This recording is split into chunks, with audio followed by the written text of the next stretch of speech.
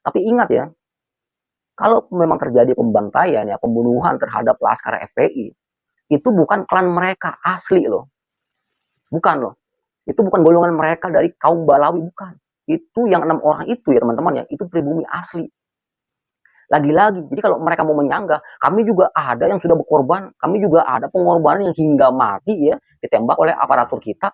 Ingat ya, bukan golongan mereka, bukan klan Habaib, itu golongan pribumi sendiri teman-teman, yang 6 orang kemarin, yang katanya mati syahid teman-teman ya, wallahu alam ya. Kalau mati syahid ya agak-agak berat juga ya, kalau saya definisikan, karena perjuangan mati syahid itu kan untuk apa ya? Kalau sebagai pengawal Habib Rizik. Assalamualaikum warahmatullahi wabarakatuh. Jumpa kembali bersama channel kami Adi Reaction Official. Apa kabar teman-teman semua?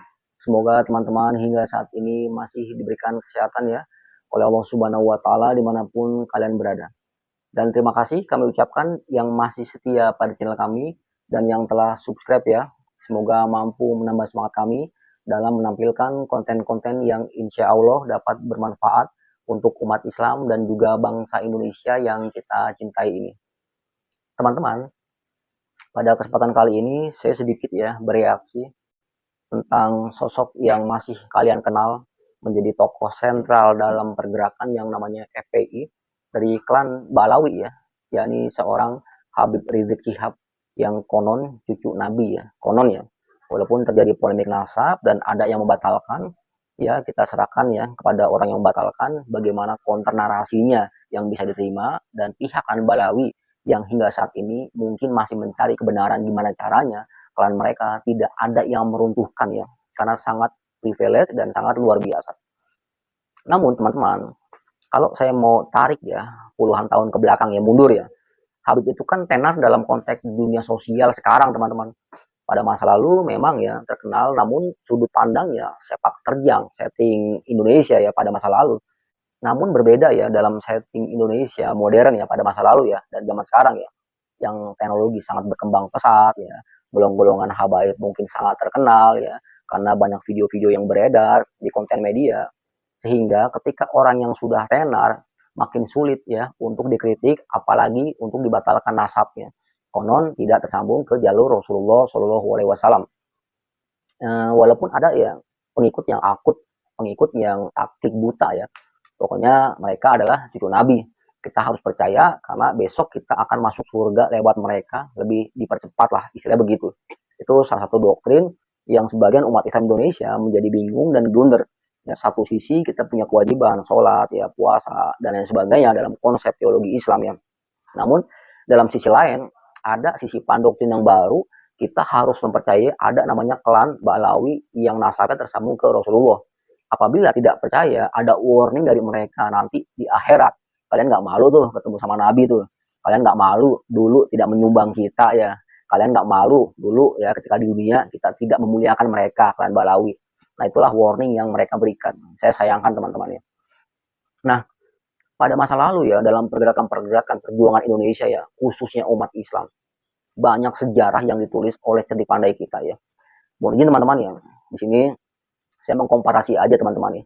Ketika saya menganalisa, melihat ya fenomena, sepertinya ada benarnya juga ya. Makanya saya angkat di sini. Apabila kita berbeda pandangan, ya saya pikir tidak usah saling bermusuhan, nggak ada masalah ya. Contoh begini teman-teman, ketika umat Islam ya, dalam salah satu daerah, di Aceh namanya dulu ya, ada namanya pembantaian Aceh di situ ya ratusan ribu orang meninggal ya, terjadi perbantaian yang sangat luar biasa, umat Islam terkhususnya ya, terlepas karena konflik dengan negara ya teman-teman ya, intinya umat Islam menjadi korban di situ teman-teman. Ini fakta sejarah yang tidak bisa disanggah ya teman-teman ya. Secara sejarah histori pun ya memang ada faktanya, walaupun telah islah ya, nggak ada masalah. Ini saya compare ya teman-teman ya, yang akan saya ulas bagaimana perbandingannya dengan seorang klan Balawi yang sangat sentral tokohnya yakni Pak Habib Rizik.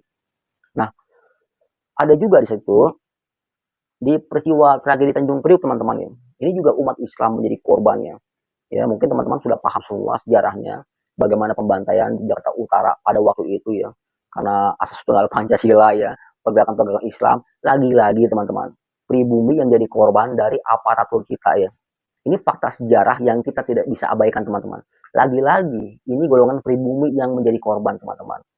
Umat Islam, kaum muslimin Indonesia, teman-teman. Salah satu daerahnya yang namanya Tanjung Priok. Nah, daerah lain pun ada, teman-teman tuh. Kalau saya lihat bukunya Al Haidar, Lampung Bersimbah Darah. Ya, mohon izin teman-teman ya. Jadi dari Lampung bersimbah darah ya, dari peristiwa Tanjung Priuk ya, dari peristiwa Aceh bersimbah darah, teman-teman. Mohon izin ya. Kalau kita tinjau dari ulasan karya-karya mereka, di situ sangat masuk akal ketika umat Islam ya hingga saat ini masih menginginkan adanya keadilan ya, atau kedepannya umat Islam jangan sampai ya terjadi hal-hal seperti pada masa lalu, terjadi pembantaian di suatu daerah atas nama suatu pergerakan ya yang mengarah ke makar atau mengarah kepada pertentangan ideologi Pancasila, sehingga aparatur kita, pemerintah kita bisa melakukan suatu tindakan yang dibenarkan secara undang-undang. Intinya di situ ada korban yang namanya umat Islam Indonesia, entah sudah puluhan ribu, entah sudah berapa puluh orang ya, berapa ratus orang yang meninggal ya atas nama umat Islam. Kita sangat sesalkan, sayangkan, dan kedepannya jangan sampai lagi ada pembantaian lagi ya atas nama negara ya, dan umat Islam menjadi korban di situ. Teman-teman, poinnya adalah ketika Lampung bersimbah darah, ketika Aceh bersimbah darah, ya Tanjung Priok bersimbah darah, yang ditulis oleh beberapa narasumber yang sangat kredibel di sini ya, ahli sejarah. Namun posisi Habaib atau klan Balawi itu saya tidak melihat suatu karya tulis buku ya terjadi pembantaian dari klan Balawi ya atau pembantaian umat Islam, tapi terkhusus dari klan Balawi. Klan Balawi tidak ada, teman-teman. Habaib tidak ada, teman-teman. Ya, korban-korban pemerintah pada masa lalu itu umat Islam yang memang pribumi asli, bukan imigran. Sehingga ketika sekarang yang namanya Habib Rizik ya ingin pamornya naik, ingin dipandang oleh umat Islam sebagai ulama yang sangat tinggi derajatnya ya, sebagai imam besar katanya ya, disematkan oleh kelompok FPI, terkesan harus mengikat umat Islam Indonesia secara keseluruhan. Ya, ini kan agak kopak, teman-teman ya. Nggak masuk akal, ya, irasional, nggak bisa diterima tuh secara akal sehat. Satu sisi ya perjuangan pengorbanan apapun yang dilakukan oleh pribumi pada masa lalu ya atas nama pergerakan Islam ya, tidak ada golongan dari klan Balawi ya atau Pak Habib Rizik, teman-teman, tidak ada. Jadi ketika sekarang mereka mau jadi pahlawan ya, ya golongan yang ingin dimuliakan, tidak ada terjadinya pengorbanan di masa lalu, kenapa kita harus percaya? Gimana posisi mereka ketika tragedi Tanjung Priok berdarah, Lampung bersimbah darah, Aceh bersimbah darah? Seakan-akan mereka sekarang malah menjadi pahlawan bagi mereka semua nih, padahal klan mereka tidak ada menjadi korban. Ya, lalu pergerakan mereka arahnya kemana sebetulnya? Kalau golongannya aman, golongannya tidak bersinggungan terhadap pemerintah. Lalu asumsinya begini, teman-teman, kan ada ya, kalau mereka menyanggah nih, golongan mereka pun ada yang dibantai oleh pemerintah katanya ya. Nah, di mana itu terjadi? Baru kemarin tuh, ya, dalam peristiwa kilometer 50. Tapi ingat ya, kalau memang terjadi pembantaian ya, pembunuhan terhadap laskar FPI, itu bukan klan mereka asli loh. Bukan loh. Itu bukan golongan mereka dari kaum Balawi, bukan. Itu yang 6 orang itu ya, teman-teman ya, itu pribumi asli. Lagi-lagi, jadi kalau mereka mau menyanggah, kami juga ada yang sudah berkorban, kami juga ada pengorbanan yang hingga mati ya, ditembak oleh aparatur kita. Ingat ya, bukan golongan mereka, bukan klan Habaib. Itu golongan pribumi sendiri, teman-teman, yang 6 orang kemarin. Yang katanya mati syahid, teman-teman ya, wallahu alam ya. Kalau mati syahid ya agak-agak berat juga ya, kalau saya definisikan, karena perjuangan mati syahid itu kan untuk apa ya? Kalau sebagai pengawal Habib Rizik, mungkin kategori mati syahidnya itu karena akan disematkan dia membela cucu Nabi kali ya. Jadi besok mungkin akan dapat syafaat lebih mudah karena membela seorang Habib Rizik yang notabene cucu Nabi katanya kan gitu.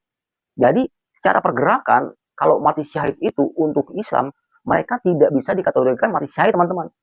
Ya, karena bukan memperjuangkan nilai-nilai Islam atau syariat, teman-teman. Jadi wajar ketika golongan Habaib yang saya analisa hingga saat ini mereka tidak ada pengorbanan di Indonesia ya dalam hal pergerakan ya hingga terjadi suatu ya mohon izin ya pembantaian dari golongan klan Balawi, tidak ada, teman-teman.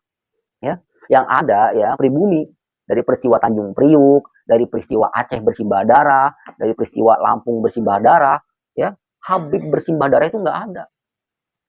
Nggak ada. Jadi ketika mereka mau jadi klan yang mulia, mau menjadi raja kecil di Indonesia, ingin melakukan suatu hegemoni terhadap umat Islam Indonesia, itu agak mustahil kalau kita berpikir secara akal sehat. Dan bodohnya lagi, umat Islam itu mudah mempercayai golongan mereka ya, atas asumsi bahwa mereka sudah terpercaya puluhan tahun ya sebagai cucu Nabi. Sehingga apapun juga harus kita lakukan demi membela mereka. Kalaupun harus mati, nanti kita dibantu untuk masuk surga oleh mereka, ya. Karena mereka cucunya Nabi, kan gitu. Namun setting sejarah Indonesia ya, yang semua ini mati di tangan pemerintah ya, walaupun pergerakannya berbeda-beda, namun intinya ya demi tujuan kebangkitan Islam. Intinya, artinya Balawi nggak ada, nggak masuk di situ teman-teman. Kalaupun masuk kalangan Balawi, itu hanya cukupnya setelah FPI dibentuk atau didirikan, ya, ingin melakukan amar ma'ruf nahi munkar, katanya seperti itu. Namun sekarang sudah tergerus ya, seiring berjalannya waktu ya, mereka sudah dihabisi bahwa tindakan mereka itu radikal ya, menentang pemerintah, menghina pemerintah, mengkritik pemerintah. Puncaknya ada golongan ya dari mereka yang 6 orang itu yang kemarin dieksekusi ya di KM 50. Namun itu pribumi, bukan klan Balawi teman-teman. Harusnya kalaupun terjadi pembantaian ya golongan mereka yang kena tuh 6 orang itu. Habib A, B, C, D dan lain sebagainya. Intinya Habib harus ada di golongannya. Namun sejarah mencatat tidak ada golongan Habib yang dibantai. Indonesia, semua pribumi yang berjuang. Jadi masih kalian mengagungkan mereka, ingin menjadikan mereka sebagai imam umat Islam yang tidak ada pengorbanannya di Indonesia. Kartosuwiryo mati dieksekusi, jelas, ya. Perjuangan-perjuangan lain mati dieksekusi, ya.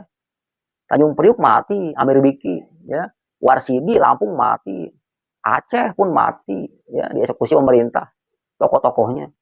Nah, Habib Rizik hingga sekarang masih duduk di singgasana kebesarannya, masih bisa kemana-mana, masih mudah ya, masih bisa berkoar-koar, masih mau dimuliakan. Mana pergerakannya, mana perjuangannya yang real ya, bisa dijadikan acuan bahwa mereka memang seorang yang harus dijadikan panutan dalam hal pergerakan Islam di Indonesia.